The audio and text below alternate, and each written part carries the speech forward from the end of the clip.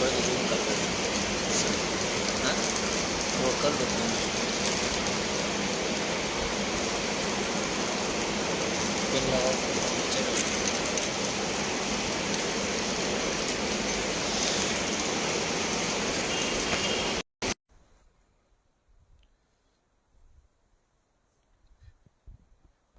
نحمده ونصلي ونسلم على رسوله الكريم. اما بعد فاعوذ بالله من الشيطان الرجيم. بسم الله الرحمن الرحيم. قال الله تعالى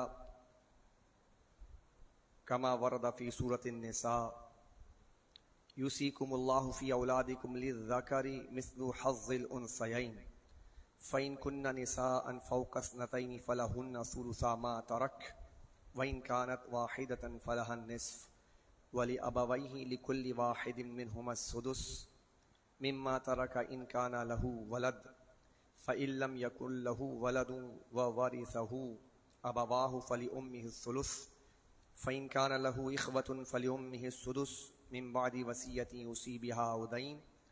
آباؤكم وأبناؤكم لا تدرون أيهم أقرب لكم نفعا فريضة من الله إن الله كان عليما حكيما. أو كما قال الله تعالى في كلامه المجيد كما ورد في سورة البقرة كتب عليكم إذ حضر أحدكم الموت إن ترك خيرا الوصية للوالدين والأقربين بالمعروف حقا على المتقين. صدق الله العظيم. إن الله وملائكته يصلون على النبي يا أيها الذين آمنوا صلوا عليه وسلموا تسليما.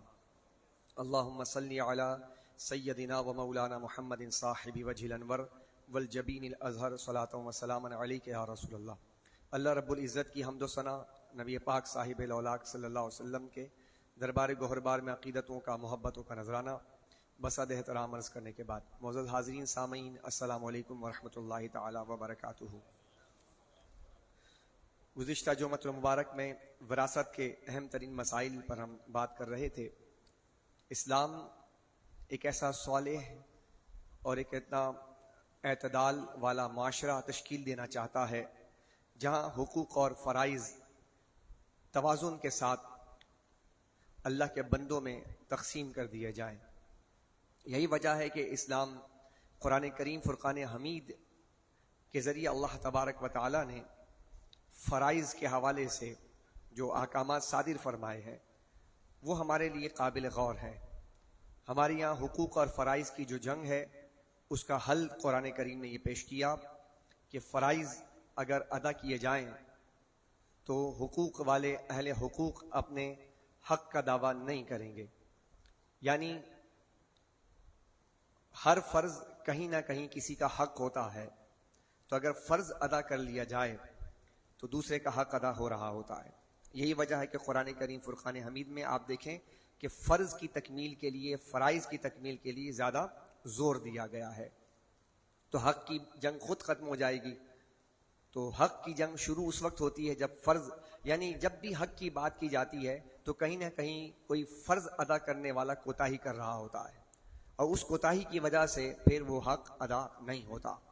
تو اسلام ایک صالح معاشرہ چاہتا ہے، اسلام ایک معتدل معاشرہ چاہتا ہے جہاں پر یہ ساری جنگیں نہ ہوں، یہ سارے گفتگو نہ ہو، بلکہ اس سے اوپر بالا ہو کر وہ اللہ اس کے رسول کے رضا کے لیے کام کرنے والا معاشرہ ہو. تو حضرات عزیز وقار، پھر ان احکام کے ضمن میں بہت سارے ایسے احکامات موجود ہیں کہ جن کی وضاحتیں ضروری ہیں. قرآن کریم فرقان حمید سمجھنے کے لیے اللہ تعالی ہم سب کو جو رمضان کے بعد یہ موقع اس نے عطا کیا ہے، جمعۃ المبارک جو اللہ نے عطا کیا ہے، یہ ہمارے لیے بہت غنیمت ہے. اس لیے ہمیں اس سے فائدہ اٹھانا چاہیے اور ہمیں دین کو سیکھنا چاہیے. تو حضرات عزیز وقار، یہ وراثت ایک ایسا مسئلہ ہے کہ جو ہر ایک گھر کی بات ہے. یعنی جس گھر کے اندر بھی انسان رہتے ہیں وہاں یہ مسئلہ موجود ہوگا. پہلے ایک تصحیح کر لوں میں. پچھلے جمعۃ المبارک میں سبقت لسانی کی وجہ سے، آیت پڑھنے کی وجہ سے، تو یوصیکم اللہ فی اولادکم ذکر پڑھ دیا تھا میں نے، تو اس کی تصحیح میں کر دیتا ہوں. للذکر مثل حظ الانثیین تھا یہ. تو ایسے سبقت لسانی ہو جاتی ہے پڑھتے ہوئے، اللہ تعالیٰ معاف فرمائے. انسان جب پڑھ رہا ہوتا ہے تو آیات اس طرح آتی ہیں تو اس کی میں رجوع کرتا ہوں، کیونکہ مجھے توجہ دلائی گئی کہ یہ للذکری تھا، للذکر نہیں تھا، تو میری توجہ نہیں تھی اس طرف. تو بہرحال قرآن کریم فرقان للذکر، ذکر کا معنی ہوتا ہے مرد، اور انثیین اس کا معنی ہوتا ہے خاتون، خواتین. تو چونکہ یہاں ذکر نہیں ہے، ذکر نصیحت کو کہتے ہیں، یاد دہانی کو کہتے ہیں، تو یہاں ذکر کا لفظ استعمال ہوا ہے. تو قرآن کریم فرقان حمید نے ان دو آیات میں، سورہ نساء کی دو آیتیں ہیں، ان میں چند ایک اہم مسائل جو ہمارے معاشرے کے ہیں اس پر ہم بات کرتے ہیں. اللہ تعالی ہمیں اس پر عمل کی توفیق عطا فرمائے. سورہ نساء کی دو آیتیں، سورہ نساء میں 11 آیت نمبر اور آیت نمبر 12، ان میں 4 مقام پر وصیت کا ذکر کیا گیا ان دو آیتوں میں. یعنی جب اللہ نے تقسیم فرمائی اس تقسیم کے ساتھ وصیت کا ذکر فرمایا. اچھا، وصیت جو ہے اس میں اس کی اہمیت اس طرح بھی واضح ہو جاتی ہے کہ فرمایا من بعد وصیتی یوصی بہا او دین. اس کے بعد اگلی آیت کریمہ میں فرمایا من بعد وصیتی یوصین بہا او دین. اس کے بعد پھر اگلی آیت میں فرمایا من بعد وصیت توصون بہا او دین. اس کے بعد پھر فرمایا من بعد وصیت یوصا بہا او دین. اب دیکھیں یہ دو آیت میں 4 مقام پر اللہ رب العزت نے وصیت کا ذکر فرمایا ہے. اچھا، وصیت کا ذکر ترتیب کے اعتبار سے پہلے وصیت کا ذکر ہے اور پھر بعد میں قرض کا ذکر ہے. دین کہتے ہیں عربی زبان میں قرض کو، اور وصیت جو ہے یہ عربی زبان کا لفظ ہے جس کا معنی 2 معنی میں استعمال ہوتا ہے. کسی بندے کو کسی کام کے لحاظ سے عہد منتقل کرنا، یعنی یہ عہد دینا کہ بھائی میں تم سے یہ عہد لے رہا ہوں. تو عہد منتقل کرنا، کسی بندے کا کسی کام کے لحاظ سے کسی کو عہد منتقل کرنا، ایک معنی تو یہ ہوتا ہے وصیت کا، اور ایک معنی ہوتا ہے اپنے مال کا مخصوص حصہ کسی کی طرف منتقل کر دیا جائے، یہ بھی وصیت ہوتا ہے. تو وصیت کے تو معنی یہ ہے. لیکن وصیت کے حوالے سے قرآن کریم فرقان حمید میں جو ترتیب ہمیں یہاں پر نظر آ رہی ہے یہ 4 مقامات پر، تو آپ دیکھیے گا من بعدی وصیتی یوصی بہا او دین. تو دیکھیں دین جو ہے قرض بعد میں آیا اور وصیت پہلے آیا. لیکن جب ہم تقسیم وراثت انتقال کے بعد کسی انسان کا انتقال ہو جاتا ہے تو انتقال کے بعد تجہیز و تکفین ہے، تجہیز و تکفین کے بعد قرض ہے، قرض کے بعد وصیت ہے، اور وصیت کے بعد پھر وراثت ہے. اب یہ ترتیب وہاں پر بدلی ہوئی ہے. بات سمجھ رہی؟ تھوڑا سا سمجھیے گا، احکام شرعیہ ہے یہ. اب یہ ترتیب جو ہے قرآن کریم نے بیان کیا، پہلے وصیت اور بعد میں قرض. جبکہ ہم بات کرتے ہیں فقہی احکام کے حوالے سے تو فقہی احکام میں وصیت بعد میں ہے اور قرض پہلے ہے. تو اب یہ ترتیب کیسے ہو گئی؟ یہ ترتیب بالاجماع ہے، اجماع امت سے ہے.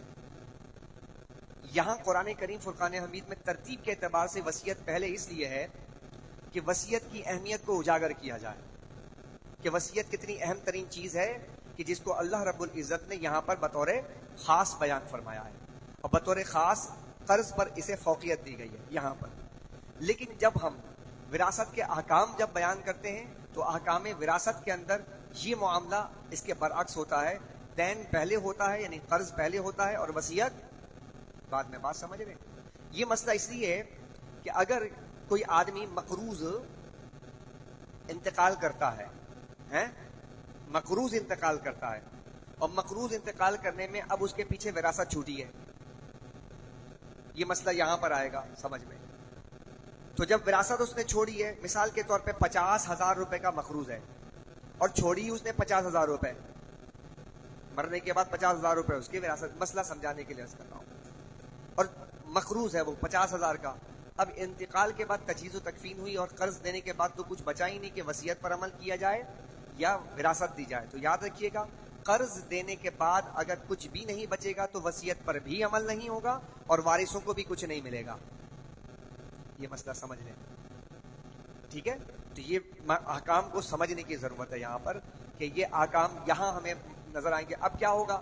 ارے ابا کا قرض ہے، اب قرض تو نہ دیں ابا کا یا امی کا، قرض ادا نہ کیا جائے، اور قرض ادا کیے بغیر جو ہے وراثت کے مسائل لے کر بیٹھ جائے جائیں، یا وصیت پہ عمل کریں کہ ابا نے وصیت کی تھی مدرسے میں دینے کے لیے اور خود مقروض ہیں، ابا جان مقروض تھے اور انہوں نے وصیت کی تھی کہ مدرسے میں دے دینا یا فلاں کی شادی پہ دے دینا، اتنے پیسے دے دینا. اب ابا کی چونکہ ہمارے یہاں جو انتقال جب ہوتا ہے تو انتقال کے بعد وصیتوں پہ عمل کرنے کے لیے ابا نے وصیت کی تھی، تو یہ بھی ہم آگے بتاتے ہیں کہ کن وصیت پر عمل کرنا ہے اور کن وصیت پہ عمل نہیں کرنا ہے. کون سے وصیت پر عمل کرنا حرام ہو جائے گا، یعنی اس پہ عمل نہ کرنا حرام، یعنی کہ عمل کرنا ضروری ہوگا، واجب ہوگا، اور بعض چیز ایسی ہوں گی جس پر عمل کرنا واجب ہوگا. تو اب یہ تمام احکام جو ہیں اس کو سمجھنا ہے، یہ دین کے مسائل ہیں، دین کے مسائل کو سمجھیے. اب قرآن کریم فرقان حمید نے سورہ نساء کی آیت نمبر 11 میں ارشاد فرمایا کہ جب تقسیم کرو، فرمایا کہ ہر ایک کو اس کے ترکے سے چھٹا، یعنی پہلی 11 آیت نمبر میں پچھلے جمعۃ المبارک میں عرض کر چکا تھا، لیکن یہ بات اسی کے ترتیب میں عرض کرتا ہوا آگے بڑھتا ہوں کہ ایک مسئلہ یہاں پر رہ گیا تھا جو قابل غور ہے. بیان کیا گیا تھا کہ اگر اس کے اولاد نہ ہو، ماں باپ چھوڑے تو ماں کا تہائی، پھر اگر اس کے کئی بہن بھائی ہوں تو ماں کا چھٹا، بعد اس وصیت کے چپ کر گیا. اور دین کے تمہارے باپ اور تمہارے بیٹے تم کیا جانو ان میں کون تمہارے زیادہ کام آئے گا. اب یہ بات قابل غور ہے. آباؤکم و ابناؤکم، تمہارے باپ اور تمہارے اولاد. لا تدرون ایہم اقرب لکم نفعا، تم کیا جانو ان میں کون تمہارا زیادہ کام آئے گا. یہ حصہ باندھا ہوا ہے فریضۃ من اللہ. اب ہوتا کیا ہے؟ ہوتا یہ ہے کہ ابا یعنی کہ کسی کا انتقال ہوا اور باپ بھی اس کا زندہ ہے، اور باپ بھی اس وارثوں میں یعنی کہ وراثت میں جو ہے وہ وارثین میں ہے وہ. اب ابا بوڑھے ہو گئے، ضعیف ہو گئے. اب کہنے والے کہیں کہ بھائی کیونکہ ابا ضعیف ہو گئے ان کو دینے کا کیا فائدہ ہے.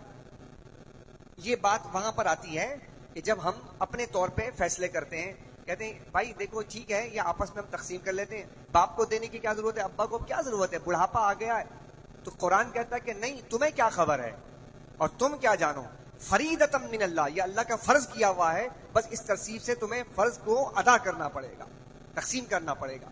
یعنی اس کے اندر کتنا زور دیا گیا، اس بات پر کتنی اس کی اہمیت کو اجاگر کے. اس بات کو چھوڑ دو کہ یہ چھوٹا ہے، اس کو چھوٹے کو دیں گے تو کیا فائدہ ہوگا، یا ابا ضعیف ہو گئے تو ان کے دینے کو کیا فائدہ ہوگا. اللہ کہتا ہے نہیں، دینا سب کو ہے، باپ کو بھی دینا ہے اور اولاد کو بھی دینا ہے.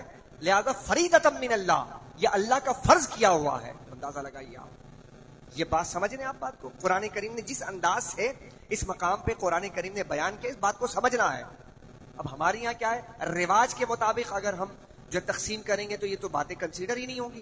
ہمارے یہاں شریعت کے اعتبار سے اگر تقسیم ہوگی تو قرآن کریم زور دے کے کہتا ہے کہ تم تقسیم نہیں کرو گے، بوڑھا ہو بچہ ہو کچھ بھی ہو، اللہ نے فرض کیا ہے ہر ایک کو اس کا مال دیا جائے گا.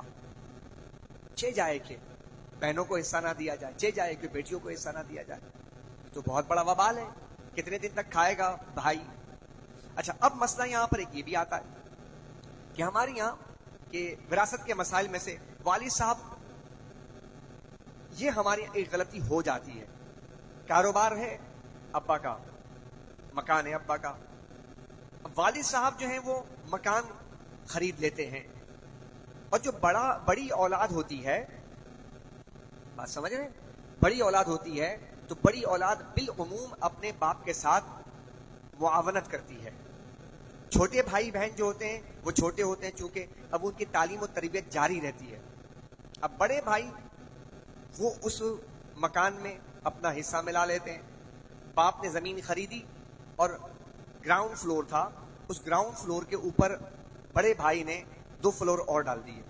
اب ابا کا انتقال ہو گیا، زمین کس نے لی تھی، ابا نے لی تھی، گراؤنڈ فلور ابا کا تھا، نام پہ بھی ابا کا تھا. اب وہ جو 2 فلور ڈالیں، اب وراثت کے وقت یہ مسئلہ کہ بھائی وہ جو 2 فلور ہیں اس 2 فلور کا مالک کون ہے، وہ پیسہ لے گا یا نہیں لے گا، یا اس کو جو ہے نیچے والا جو گراؤنڈ فلور ہے کیا اس کی اس وقت جب خریدی گئی تھی مالیت، اس مالیت پر وراثت ترکہ تقسیم کیا جائے گا یا کرنٹ جو معاملات ہیں اس پہ تقسیم کیا جائے گا. یہ ایک مسئلہ، یہ ایک بات عام طور پہ ہمارے یہاں وراثت میں یہ ایک کنفیوژن پیدا ہوتی ہے. پھر ایک کنفیوژن کب پیدا ہوتی ہے، بڑا بیٹا ہے وہ باپ کے کاروبار میں شامل ہو گیا، کاروبار کو بڑھانے بھی لگا، انرجیٹک تھا، محنتی تھا، زیرک تھا، سمجھدار تھا، باپ کے اس کو بڑھانے لگا، باپ بھی اس کو ساتھ ملا کے کام کرتا ہے. اب ابا کا انتقال ہو گیا تو اب تھا تو وہ باپ کا، یعنی کاروبار باپ کا تھا. اب وہ بڑا بھائی پورے پہ قبضہ کر بیٹھ جاتا ہے، کہتا ہے بھائی میں نے تو اس کو اٹھایا تھا. اب یہاں سے کیا ہوتا ہے کہ چھوٹے بھائی بہن وہ یعنی کہ ڈیمانڈ کرتے ہیں کہ بھائی یہ تو ابا کا کاروبار تھا. کہتے ہیں ابا کا تو تھا لیکن اس کو چلایا تو میں نے, اس کو اسٹیبلش تو میں نے کیا ہے, اس کو بڑھایا میں نے. اب وہاں پر اس کو اس سے محروم کر دیا جاتا ہے. تو یہاں پر اس بات کو یاد رکھیے گا کہ ایک ہمارے یہاں اس بات کا خیال نہیں رکھا جاتا کہ ہم یہاں پر تحریری شکل کے اندر باتیں نہیں لکھتے جس کے نقصانات بہت ہوتے ہیں. تحریری شکل میں ہمارے پاس لکھنا چاہیے. کیسے؟ اگر کوئی ایک اس پہلے والے مسئلے کو ہم لے لیتے ہیں. باپ نے زمین خریدی, مکان خریدا, اور خریدنے کے بعد بھائیوں نے اس کو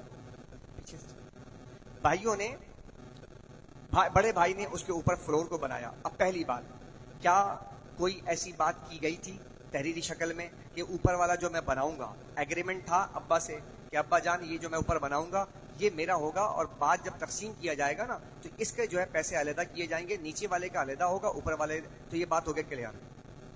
یا تو ایسا کیا جائے. ہمارے یہاں کیا مسئلہ ہے, ہم کہتے ہیں نہیں کیا بولوں میں, ہم تو بھائی جو ہے ابا کا مکان ہے, کیا کریں. ابا کا مکان تو ہے لیکن بعد میں تم ہی کھڑے ہوگے اور تمہارے ساتھ ہی سارے کھڑے ہوں گے. اس وقت جو بولنے والے نہیں بول رہے, بعد میں وہی کھڑے ہو کے بات کر رہے ہوں گے, وہی مقدمہ کریں گے, وہی گریبان پکڑیں گے. اس لیے اس مسئلے کو وہاں پہ ختم کیا جائے کہ بھائی یہ جو بنایا جا رہا ہے اس کی جو ورتھ ہے, اس کی پوزیشن کو کلیئر کیا جائے کہ اگر بھائی اگر اوپر بناتا ہے تو کیا یہ بھائی اوپر والی جو 2 فلور ہیں, کیا یہ 2 فلور کی جو قیمت ہوگی یہ قیمت علیحدہ کر دی جائے گی یا اس کے اندر شامل کی جائے گی, واضح کیا جائے. یا دوسری بات کہ کیا باپ کو بھائی نے قرض دیا ہے, یا اگر قرض دیا ہے تو اس کی وضاحت کی جائے کہ میں قرض دے رہا ہوں ابا جان کو, اور ابا جان یہ 2 اوپر کے جو فلور ہیں یہ بنا دیے جائیں اور نیچے والا فلور جو ہے اس کے ساتھ اس کو مرج کر دیا جائے. لہذا جب انتقال ہو, تجہیز و تکفین ہو جائے, وراثت تقسیم ہو, تو یہ پیسہ جو ہے جو میں نے قرض دیا ہے تو اس پیسے سے مجھے واپس کر دیا جائے. یا تو یہ شکل ہوگی. اگر یہ 2 شکل نہیں ہوتی, اگر یہ 2 شکل نہیں ہوتی تو تیسری شکل کیا ہے کہ یہ آپ کا احسان ہے. آپ کا احسان ہے نا, مطلب آپ نے کوئی بات کلیئر ہی نہیں کی, آپ نے گھر پہ لگا دیا, ابا پہ احسان کر دیا, اپنے فیملی پہ احسان کر دیا, تو اب احسان ہے تو اب آپ لے نہیں سکتے.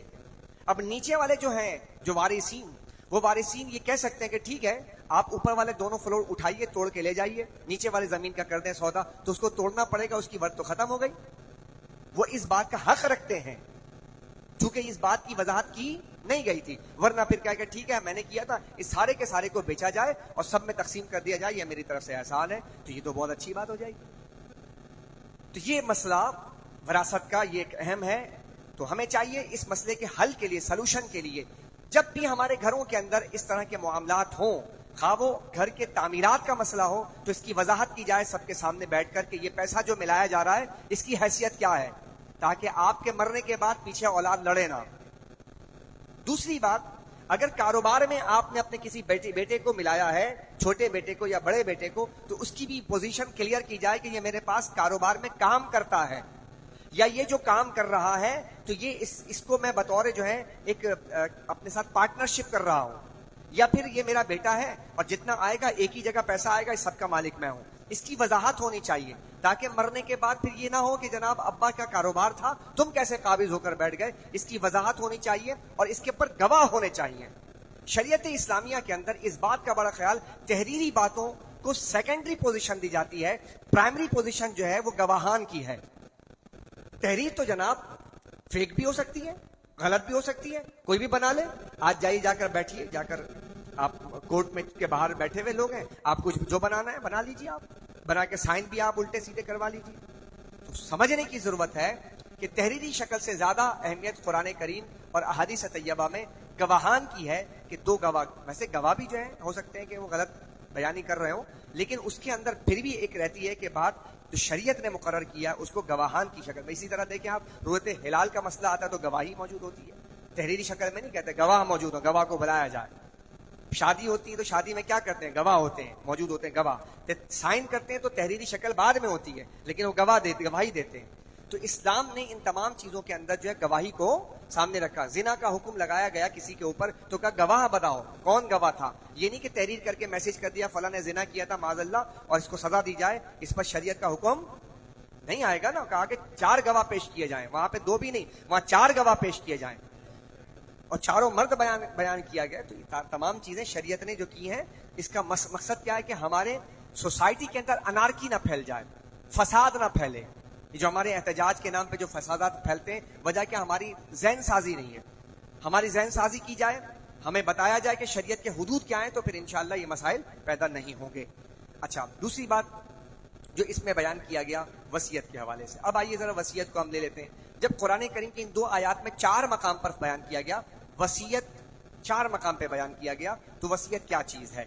हज़रत ज़ीवकार गौर करने की बात है कि हुजूर पुनूर सैयदुल आलमीन मोहम्मद रसूलुल्लाह सल्लल्लाहु ताला अलैहि वसल्लम की शरीयत मुत्तहरा के अंदर जो वसीयत है वो 1/3, 1/3 पर अमल किया जाएगा। कितने पर अमल किया जाएगा? 1/3। तजहीज़ व तकफीन के बाद कर्ज, और कर्ज के बाद वसीयत। वसीयत में 1/3। मिसाल के तौर पर 30,000 रुपए किसी ने छोड़े अपने तरके के अंदर, और उसने वसीयत की है कि मैं 30,000 रुपए जो है ना खैराती इदारे को दे दे। नहीं होगा अमल। 10,000 पे अमल होगा, 1/3 पर अमल होगा। समझ आ रही है बात? शरीयत, इसलिए मैं कह रहा हूं घर घर की बात है ये। हर आदमी को ये मसाइल मालूम होने चाहिए। घर के अंदर अगर इस तरह की प्रॉब्लम्स आती हैं तो उनको ये कम से कम बुनियादी मसाइल जो हैं, बाकी जो तकसीम कारी का मामला वो मुफ्तियान के पास जाएं और उनसे जाके आप उनसे शरई रहनुमाई लें, लेकिन बुनियादी बातें तो मालूम होनी चाहिए ना। तो 1/3 हिस्सा जो है वो उसमें वसीयत निकाला जाएगा। इसी तरह अगर किसी ने कहा 30,000 रुपए उसने छोड़े और उसने 20,000 रुपए का की वसीयत की है, तो 20,000 पर भी नाफिज नहीं होगा, 10,000 पे नाफिज होगा। मैं इसको मिसालों के जरिए समझा रहा हूं। 30,000 पे तो होगा ही नहीं, 20,000 पर भी क्या कि नहीं 20,000 रुपए जो है खैराती इदारे को दे दिए जाए, बाकी 10,000 रुपए जो है फला जो है इस पर तकसीम किया जाए। तो कहा कि नहीं 20,000 पे भी अमल नहीं होगा। वसीयत जो है सिर्फ 1/3 हिस्से पर उसका नाफिजुल अमल होगा। अच्छा, उसके बाद अगला मसला, हुजूर पुनूर सैयद आलम सल्लल्लाहु अलैहि वसल्लम की वसीयत के हवाले से कुछ अहकाम इरशाद, यानी जो फरमाया आपने वो समाप्त कीजिएगा। सही मुस्लिम की हदीस है, आका करीम अलैहिस्सलातु वस्सलाम ने फरमाया, मा हक़्क़ु इम्रिइन मुस्लिमिन लहू शैउन युरीदु अन यूसी फीही यबीतु लैलतैन इल्ला वसीयतुहु मक्तूबतुन इंदहु। फरमाया जिस मुसलमान के पास कुछ भी माल है और वो उसकी वसीयत करना चाहता है, तो उसके लिए जायज नहीं कि वो वसीयत लिखे बगैर 2 रातें भी सो जाए। यानी वसीयत के हवाले से हुक्म शरा बयान किया कि अगर तुम्हारे दिल में कोई बात आई, इरादा हुआ, तो तुम उसको फौरन लिख लो और 2 रात भी ऐसा ना गुजरे कि तुम वसीयत के बगैर रह जाओ। यानी फौरन कहा गया है, फौरन। समझ आई बात आपकी? फौरन कहा गया। उसके बाद रसूल पाक सल्लल्लाहु अलैहि वसल्लम का फरमान है, फरमाया जो बंदा वसीयत करके फौत हुआ, यानी वसीयत करके फौत, तवज्जो चाहूंगा मैं, अब ये कुछ फजाइल की अहादीस आपके सामने रख रहा हूं। अल्लाह के रसूल फरमाते माता आला सबीली व सुन्नतिन, कि जो वसीयत करके फौत हुआ, वसीयत करके फौत हुआ, चूंकि 4 मकाम पर वसीयत का जिक्र कुरान में आया और अहादीस में वसीयत का जिक्र किस अंदाज में आया, कि जो शख्स वसीयत करके इंतकाल करता है, यानी दिल में कोई इरादा हुआ किसी को देने का। अच्छा, वसीयत अपने वारिस पे जारी नहीं होगा। वसीयत इसलिए है ताकि कोई ऐसा रिश्तेदार जो आपके विरासत में हकदार नहीं है उसके लिए वसीयत कर दी जाए। इस्लाम ने हर चीज के लिए दायरा मुतय्यन किया है। अब देखिए ना, इंतकाल के बाद पहली बात तो यह कि जैसे ही किसी का इंतकाल होता है, इंतकाल के बाद वो माल उस आदमी के मिल्क से निकल जाता है और वारिसों का हो जाता है। यानी कि अब वो मिल्क से निकल गया, अब वो तकसीम होगा। और तकसीम कैसे होगा? तजहीज़ व तकफीन में, कर्ज में, और कर्ज के बाद फिर वसीयत में, और वसीयत के बाद फिर वरासत में। तो वो मिल्क से निकल जाएगा। इंतकाल, जैसे हम अभी हयात हैं तो हमारे मिल्क में माल है, लेकिन जैसे ही हमारी रूह निकल जाती है वो माल हमारे मिल्क से निकल जाएगा। ये पहली बात जो बहुत अहम है, इसको समझना चाहिए। अब जब है ही नहीं उसके मिल्क में, तो अब तकसीम कैसे किया जाए? तो तकसीम अल्लाह के हुक्म से किया जाएगा कि अल्लाह ने क्या हुक्म इरशाद फरमाया। तो अब वसीयत जो है उसका नंबर 3 है, और वसीयत के बारे में अल्लाह के रसूल ने इरशाद फरमाया, माता आला सबीलिम व सुन्ना, जिसने वसीयत की तो वो बंदा सुन्नत तरीके पर फौत हुआ। सुभान अल्लाह कह रहे हैं, सुन्नत तरीके पर, और उसका दुनिया से जाना सुन्नत तरीके पर होगा। यानी सुन्नत तरीका है ये, वसीयत करके अगर कोई जा रहा है दुनिया से तो सुन्नत तरीका है। फिर फरमाया माता आला तुकन, फरमाया कि उसका जाना दुनिया से परहेजगारी के तौर पे जाना है। परहेजगार जाएगा दुनिया से, جو شخص وصیت کر کے جا رہا ہے تو وہ پرہیزگار دنیا سے جائے گا. شریعت سیکھ لو یارو. ہم لوگ چند احکام میں نے بارہا توجہ دلوائی اپنے دوستوں اپنے بھائیوں کی کہ بھائی ذرا غور کیجئے, ذرا دیکھیے. ہم نے چند چیزوں پر ہی اپنا سارا فوکس. قربانی آئے گی بس خالی گائے بکرے, بس رمضان آئے گا تو خالی کھانا پینا. افطار کیا ہے, سحر کیا ہے, میں نے کھانے پینے سے آگے کی دنیا ہماری بس ہی نہیں رہی. پھر رمضان کے بعد بقرعید کے بعد محرم آئے گا تو کھچڑا حلیم چلے گا. پھر دین کہاں ہے؟ دین کو تو سیکھو اللہ کے بندو. دین پہ تو عمل کرنے والی ہے, دین پہ عمل سارا کچھ بس خالی اسی چیزوں میں ہے جو ظاہر داری ہے اس پہ عمل کرنا ہے. تو کیا قرآن و حدیث خالی یہی باتیں بیان کرتا ہے؟ تو قرآن و حدیث کی یہ باتیں ابھی تک میں نے قرآن بیان کیا اور حدیث بیان کی, یہ کب بیان ہوں گے اور یہ کب سنیں گے ہم اور اس پر ہم کب کریں گے عمل؟ یہ تو ہمیں سوچنا ہے اس بارے میں. میری بات سمجھ رہے ہیں؟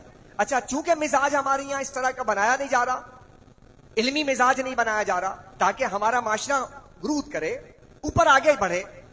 غیر مسلم کا معاشرہ آگے جا رہا ہے, ہمارا معاشرہ وہیں ہے, اخلاق میں گرے ہوئے, برباد ہوئے, تقسیم کاری کا عالم. یہ نہ زبان اچھی ہماری, نہ نگاہ اچھی ہماری, نہ دل اچھا ہمارا, نہ مال لین دین ہمارا اچھا, ہمارا کچھ اچھا نہیں, نہ خاندانی نظام ہمارا اچھا, نہ نظام تعلیم ہماری اچھی. تو اس کی وجہ کیا ہے کہ ہم نے اپنے دین کو محض چند امور اور چند رسوم کے اندر مقید کر دیا ہے. یہی وجہ ہے کہ ہر آدمی اپنی مرضی سے عمل کر رہا ہے, تو کہیں پر بھی اسلامی شریعت کا نفاذ نظر نہیں آتا. تو حضور نبی کریم علیہ السلام فرماتے ہیں جو وصیت کر کے مر گیا تو کہا اس کا جانا پرہیزگاری ہے. اب سنیے اگلی بات. اگلی بات اس سے زیادہ یعنی کہ ہمارے لیے فضیلت اور بشارت والی ہے. آقا فرماتے ہیں وَمَاتَ مَغْفُورًا, وصیت کر کے مرنے والا وہ اس حالت میں دنیا سے جائے گا کہ اس کی بخشش ہو چکی ہوگی. یہاں تک فرمایا ماتا مغفوراً, مفعول کا صیغہ بیان کیا, یعنی اس کی مغفرت ہو چکی ہوگی, یہ بیان فرمایا. تو کتنی اہمیت ہے وصیت کی, ہے جی, وصیت کرنے کی اہمیت کتنی زیادہ دی گئی ہے. پھر قرآن کریم فرقان حمید میں اس کی وضاحت کی گئی ہے. اچھا, بعض وصیتیں ایسی ہوتی ہیں ہمارے یہاں جس کا حکم کچھ اس طرح بھی ہوتا ہے کہ میں وصیت واجب بھی ہے, وصیت مستحب بھی ہے, وصیت مباح بھی ہے, مکروہ بھی ہے, وصیت حرام بھی ہے. تو ہم ذرا سا وصیت کے حوالے تھوڑا سا ایک دو چیزیں اور بھی, کیونکہ ابا اماں کے انتقال کے وقت ماں باپ کی آخری خواہش, آخری وصیت, آخری بات, اس کا بڑا ہمارے یہاں غلغلہ ہوتا ہے. ابا نے آخری وقت میں یہ بات کہی تھی, بات سمجھے, اماں نے آخری وقت میں یہ بھائی کی آخری وصیت یا آخری وعدہ یہ لیا تھا. یہ بات بھی ہمارے معاشرے میں بہت زیادہ چلتی ہے نا, یہ بات آخری بات زیادہ چلتی ہے کہ وہ ابا نے آخری وقت میں کیا. تو اب آخری بات جو کی گئی بطور وصیت, بطور وعدہ, اب اس کی شریعت میں کیا اہمیت ہے, اس کو کیسے لینا ہے, بات سمجھ رہے. اب مثال کے طور پہ انتقال کا وقت تھا, امی نے بلایا بچے کو, بیٹے کو بلایا, کہا کہ بیٹا دیکھو میں چاہتی ہوں کہ تم ڈاکٹر بنو اور تم مجھ سے وعدہ کرو تم ڈاکٹر بنو گے. اب بیٹا جو ہے وہ پوچھتا ہے کہ بھائی اماں نے تو مجھ سے کہا, میں تو کن ذہن ہوں اور میرے پاس وسائل نہیں ہیں, یا میں سست آدمی ہوں, یا تعلیم پہ میری توجہ نہیں جاتی. اب اماں نے وعدہ لیا تو میں کیا قیامت کے دن میدان محشر میری پکڑ ہوگی کہ نہیں ہوگی؟ بات سمجھ رہے ہیں, کیونکہ وعدہ لیا گیا. یا پھر کوئی اور بھی وصیت پہ بات آخری وقت میں کہہ دی جاتی ہے, تعلیم کے حوالے سے کہہ دی جاتی ہے یا کسی اور حوالے سے کہہ دی جاتی ہے. تو ایک بات یاد رکھیے گا, اگر جو وعدہ آخری وقت میں باپ لے یا ماں لے, اگر وہ وعدہ جائز تھا تو اس پر عمل کرنا تو جائز ہے, اس سے روح خوش ہوگی ان کی, اور اگر اس کا پورا کرنے سے ان کو خوشی ہوگی. اور اگر وہ وعدہ جائز نہیں تھا, اگر وہ وعدہ جائز یا وصیت جائز نہیں تھی وہ, تو پھر اس پر عمل نہ کرنے میں ان کو خوشی ہوگی. سمجھ آئی بات؟ دیکھیے بنیادی بات میں نے آپ کے سامنے رکھی. اب یہ بنیادی بات سمجھ آ جائے, اب یہ اس کے میں مثالیں بھی دیتا ہوں آپ کو تاکہ بات اور واضح ہو جائے. اب جیسے مثال کے طور پر بھی کہا گیا کہ ماں باپ, بعض دفعہ ایسا بھی ہوتا ہے کہ جس چیز کا وعدہ لیا گیا وہ چیز پہلے سے ہی لازم تھی اور بعد میں امی نے وعدہ لے لیا مرتے وقت کہ بیٹا تم نے ایسا کرنا ہے, تو وہ چیز پہلے سے ہی لازم تھی, ایسا بھی وعدہ ہو جاتا ہے. مثال کے طور پہ امی نے آخری وقت میں کہا کہ بیٹا تم نے نماز 5 وقت پڑھنی ہے, ٹھیک ہے، وعدہ لے رہی ہے وہ اور کہتے ہیں بطور خاص فجر کی نماز پڑھنی ہے. اب وہ چیز تو پہلے سے فرض ہے، اب وہ وعدہ لینے سے فرض تو نہیں ہو رہی نا. اب اس کا تعلق ماں کے وعدے سے کیا ہے؟ وہ تو اللہ نے فرض کیا ہوا پہلے سے، اس کو تو کرنا ہے اس بات پر. ہاں اب امی نے وعدہ لے لیا تو یہ اس پر اور زیادہ اس کی ترغیب ہے کہ اس پہ ثابت قدمی دکھائے تاکہ ماں کو بھی خوشی ہو جائے. لیکن امی کے کہنے کی وجہ سے فرض نہیں ہے وہ، یا امی کو دکھانے کی وجہ سے نہیں ہونا ہے، وہ تو پہلے سے ہی اللہ نے فرض کر رکھا ہے. انہوں نے اپنے خواہش کا اظہار کیا ہے کہ اگر تو ایسا کرے گا مجھے خوشی ہوگی، اور اگر وہ کرے گا تو ماں کو فائدہ ملے گا، ماں کو ثواب بھی ملے گا، ماں خوش بھی ہوگی، اور اگر نہیں کرے گا تو ماں کو تکلیف ہوگی. تو ایک بات تو یہ ہے کہ کچھ ایسی صورتحال وعدے کیے جاتے ہیں. بعض وعدے ایسے کیے جاتے ہیں جیسے مثال کے طور پر یہی جو میں نے ابھی تعلیم کا کہا، تعلیم پر عمل کرنا. اگر وہ شخص کسی وجہ سے سستی کی وجہ سے تعلیم مکمل نہ کر سکے لیکن ماں نے وصیت کی تھی یا وعدہ کیا تھا، اب اس صورتحال میں اب وہ کیا کرے، سست تھا نہیں پڑھ پایا، تو کیا قیامت کے دن اس کی پکڑ ہوگی؟ تو سستی کی وجہ سے اگر وہ نہ کر سکا تو میدان محشر میں اس کی گرفت نہیں ہوگی. کوئی ایسا نہیں ہوگا کہ قیامت میں امی کھڑی ہوں گی اور پھر نامہ اعمال سے نیکیاں اٹھا کے امی کے نامہ عمل میں دی جائیں گی، ایسا نہیں ہوگا، لازم نہیں ہے یہ. ہاں اگر وہ کر لے گا تو امی کو خوشی ہوگی، اور نہیں کر رہا تو پھر اس میں کوئی ایسی بات نہیں ہے کہ کوئی قیامت کے دن اس کی پاس پرس کی جائے گی. لیکن کبھی ایسا معاملہ، اچھا ایسے معاملے میں جب بھی کبھی آخری خواہش آئے آپ کے پاس تو میرا مشورہ ہے آپ کو، کہ آپ ایک کام ضرور کیجئے کہ جب کبھی کوئی والدین کے حوالے سے یا کسی حوالے سے آخری خواہش کا ذکر کبھی آپ کے سامنے آئے تو برائے مہربانی آپ نے ایک کام یہ کرنا ہے، کسی عالم اور مفتی کے پاس جا کر آپ نے اس مسئلے کو رکھنا ہے اور کہنا ہے کہ اس مسئلے کی ذرا وضاحت کیجئے، کیا مجھے اس پر عمل کرنا چاہیے یا نہیں چاہیے. اس سے کیا ہو جائے گا؟ اس سے آپ پرسکون ہو جائیں گے. کیونکہ بعض دفعہ ایسا ہوتا ہے کہ امی یا ابو کے وجہ سے آپ تو ان کے خواہش کو پورا کر رہے ہوتے ہیں لیکن وہ غیر شرعی کام ہوتا ہے. کیسے؟ سنیے گا. باپ ماں میں علیحدگی ہو گئی، سیپریشن ہو گئی، علیحدگی ہو گئی، طلاق ہو گئی، بچے ماں کے ساتھ رہتے ہیں، باپ دوسرے طرف رہتا ہے، شادی کر لی باپ نے، ماں نے بھی شادی کر لی. اب ماں کے انتقال کا وقت قریب آیا اور ماں کہتی ہے اپنے بچے سے، کہتی ہے میں دنیا سے جا رہی ہوں، خبردار باپ سے نہ ملنا، وعدہ کرو باپ سے نہ ملنا. اب دیکھیے آپ یہ بات کہ بھائی یہ تو حق ہے باپ سے ملنا، باپ سے ملنے کا حق تو آپ کو کس نے دیا یہ کہ باپ سے وہ نہ ملے؟ یہ تو اللہ نے کہا نا، اس کا باپ ہے وہ ملے گا. لہذا ماں کی کہنے کی وجہ سے توجہ چاہوں گا، ماں نے کیا کہا کہ بیٹا نہ ملنا. اب وہ بیٹا کہتا ہے میں یار ماں نے کہا ہے باپ سے نہ ملنا تو ماں کی خواہش کا میں احترام کروں. اب وہ نہیں ملتا ہے تو گناہگار ہو رہا ہے. اور اگر قبر میں اٹھا کر پوچھ لیا جائے نا ماں سے بھی کہ تو نے کیا کیا تھا، تو ماں بھی ہاتھ جوڑ کر کہے گی بیٹا میں نے غلط کیا تھا، باپ سے مل لیا کر. تو تکلیف کس بات پر ہو رہی ہے؟ اسے تکلیف اپنے کہنے سے ہو رہی ہے، اور اگر وہ عمل کر لے گا تو زیادہ تکلیف ہوتی، اور اگر وہ عمل نہ کرے تو تکلیف نہیں ہوگی. تو اب دیکھیے اس کی وضاحت کہاں سے ہوگی؟ اس کی وضاحت کسی عالم کے پاس جا کے ہوگی، کسی مفتی کے پاس جا کر ہوگی. یہ کچھ شرعی احکام ہے، اس کو ہم دیکھنا چاہیے کہ ہم جو ہے وصیت کے آخری جو خواہش ہے اس کے حوالے سے میں نے ذکر کیا. اچھا وصیت، واجب وصیت یہ ہے صاحب کہ اگر کسی شخص پر کسی کا قرض تھا اور اس نے وہ قرض دینا ہے تو جس وقت موت کی علامات ظاہر ہو گئیں تو اس پر واجب ہے کہ وہ یہ ورثاء کو بتائے کہ میں نے فلاں بندے کا اتنا قرض دینا ہے. اب یہ وصیت واجب ہے. اب ہمارے یہاں بڑی کوتاہی ہے، یہ مرنے والا مر جاتا ہے بتاتا کچھ نہیں ہے. نہیں سمجھ رہے بھائی؟ یہ تو آپ کر کے جائیں نا. یہ وصیت آپ نے کس کے لیے کیا تھا؟ قرض لیا بھی ہوگا، یہاں جتنے احباب بیٹھے تو بالعموم ہمارا حسن ظن ہے کہ ہم اگر کوئی قرض لیتے ہیں تو اپنے اہل خانہ کے لیے لیتے ہیں نا، کہ وہ اچھے انداز میں زندگی گزار سکیں. تو بھائی انہی اہل خانہ کو بتائے نا کہ میں نے تمہارے لیے قرض لیا تھا اور میں دنیا سے جا رہا ہوں، تو میرے مرنے کے بعد تو چیپٹر کلوز ہو جائے گا اور تمہیں تو پتہ ہی نہیں ہوگا کہ میں نے کس سے قرض لیا ہے. تو مار تو مجھے پڑے گی قبر میں، قیامت پہ دینا تو مجھے پڑے گا. اور یہ معاملہ تو صرف اس کے اور اس بندے کے درمیان ہے. وہ بندہ بھی اس کو پتہ نہیں, وہ بھی جناب اللہ کا بندہ نہیں مانگتا تو اور معاف بھی نہیں کرتا, تو قیامت میں کتنا سخت ترین معاملہ ہو جائے گا.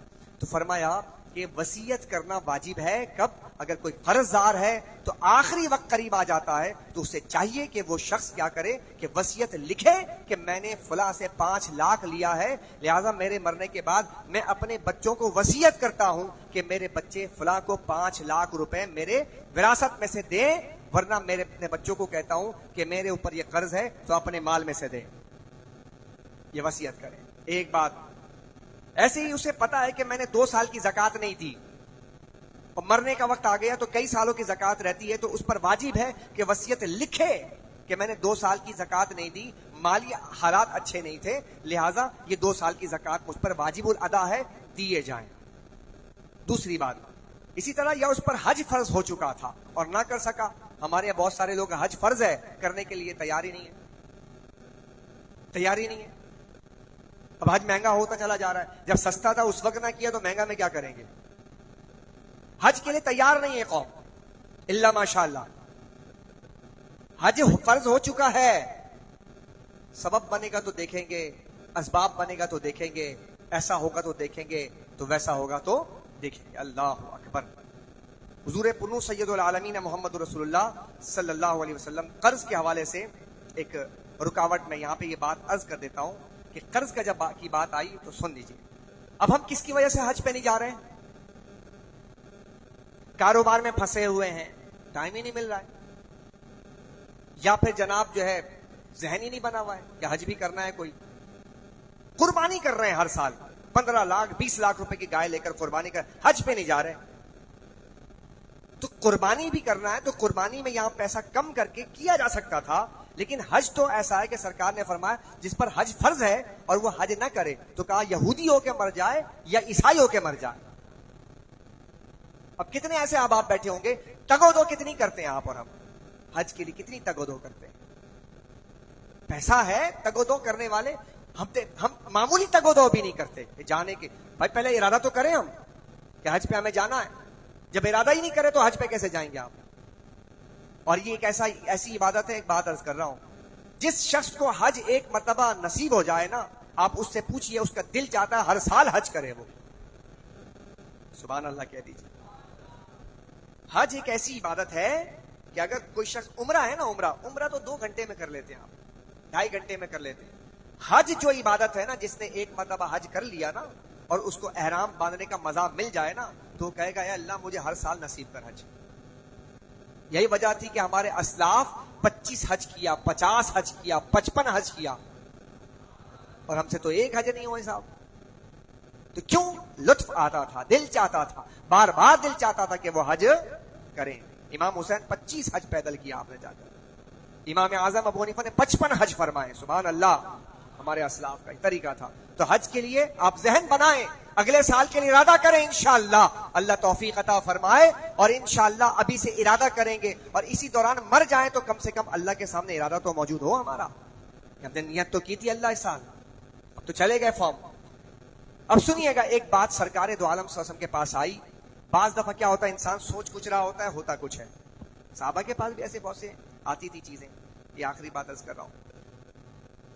موضوعات تو اتنے سارے ہیں, اگر ان موضوعات پہ بات کریں تو میرے خیال میں 4-5 مہینے تو سے بھی نہیں موضوعات پہ. کیا خیال ہے حضرت؟ بات ہو نا, ابھی تو میں نے صرف چند مسائل ہی تو بات کی ہے ابھی. چلیے آپ ایک حدیث سن لیجیے گا. ایک شخص فوت ہو گیا اور اس کی ابن ماجہ کی حدیث ہے, سنن ابن ماجہ کی حدیث ہے, اس کی چھوٹی چھوٹی اولاد باقی رہ گئی تھی. صاحب کا انتقال ہو گیا, اس کا بھائی اس کی اولاد کا نگران بن گیا. جو انتقال ہونے والا تھا اس کا بھائی تھا, وہ اپنے بھتیجے اور بھتیجوں کا نگران بن گیا. تو وہ رسول اللہ سے مسئلہ پوچھنے آیا حضور کے پاس. حضور کا زمانہ ہے اور حضور سے مسئلہ پوچھنے آیا. کہنے لگا یا رسول اللہ صلی اللہ علیہ وسلم, میرے بھائی نے ترکہ تو نہ چھوڑا, ترکہ ہے ہی نہیں, اس کا قرض خواہ بہت زیادہ ہے, اور مگر اس کی اولاد چھوٹی چھوٹی ہے, تو اگر میں یہ پیسے اس کے قرض خواہوں کو دے دوں گا تو اولاد کا کیا بنے گا. بات وہی آئی, مال زیادہ دینا ہے اور اولاد چھوٹی چھوٹی ہے. ان کے ذہن کے اندر یہ بات آئی کہ اگر میں نے سارا مال دے دیا تو ان چھوٹے بچوں کا پھر کیا ہوگا. تو حضور سے آ کے مسئلہ پوچھا. سننا ذرا, حضور علیہ السلام وہاں لطف آ جائے. تو رسول اللہ صلی اللہ علیہ وسلم نے ارشاد فرمایا کہ اس کے قرض کی وجہ سے, وہ جو بھائی کے بارے میں تم مسئلہ پوچھ رہے ہو, اس کے قرض کی وجہ سے اس کو جنت سے روک دیا گیا ہے. اس کے قرض کی وجہ سے اس کو جنت سے روک دیا گیا, اور تم اس کی اولاد کا سوچتے پھر رہے ہو. تم یہاں یہ جو اولاد زندہ ہے اس کے بارے میں وہ جنت کے باہر کھڑا ہے کہ یہاں قرض ادا کیا جائے تو جنت میں جاؤں میں. اللہ اکبر. کیسی کیسی مثالیں دے کے سمجھائی گئی ہیں, سمجھ رہے بات کو. یہاں ہم بچوں کا سوچ رہے ہیں, ایسے ہی سوچتے ہیں نا بچوں کا, تو وہ صحابی بھی بچوں کا سوچ کر آ کر کہنے لگے یا رسول اللہ اگر پیسہ دے دیا تو بچوں کا کیا بنے گا. جواب سنیے گا سرکار دو عالم صلی اللہ علیہ وسلم کا. آپ نے فرمایا پہلے اس کا وہ حق دو جس کی وجہ سے وہ جنت سے محروم رہا ہے. کہا قرض خواہوں کو قرض دو تاکہ وہ جنت میں داخل ہو. اس کے بعد کہا اس کے قرض کو پورا کرو, اس کے بعد اس کے اولاد کے سہارے تو خود ہی بن جائیں گے. سبحان اللہ کہہ دیں. کتنا پیارا لاجک بیان کیا ہے. کہا کہ اللہ پیدا کرنے والا اس کا سہارا تو بنا دے گا, پہلے اس مسئلے کو حل کرو کہ وہ جنت سے روکا گیا ہے, پہلے اس کو جنت میں داخل کرو, اس کا مال دے دو جو پیدا ہوا ہے, اللہ اس کے سہارے اور بنا دے گا. سبحان اللہ. تو یہ اپنے طور پہ یہ ساری باتوں کا کیا دیکھیں, انسان اپنے ذہن سے سوچتا کچھ ہے اور شریعت کچھ اور بتا رہی ہے. تو اپنے عقل کے مطابق فیصلہ مت کریں, شریعت کے مطابق فیصلہ کریں, تاکہ جو ہے جانے والا تو چلا جاتا ہے, اس کے بعد پھر اس کو تو بیچارے کو پتہ نہیں. جیسے سرکار یہ تو حضور نے دیکھ کر بتا دیا, ورنہ آج تو ہمارے پاس کوئی ایسا کوئی ایکوپمنٹس نہیں ہے کہ ہم کسی کے بارے میں کہیں کہ اس کے ساتھ قبر میں کیا ہو رہا ہے.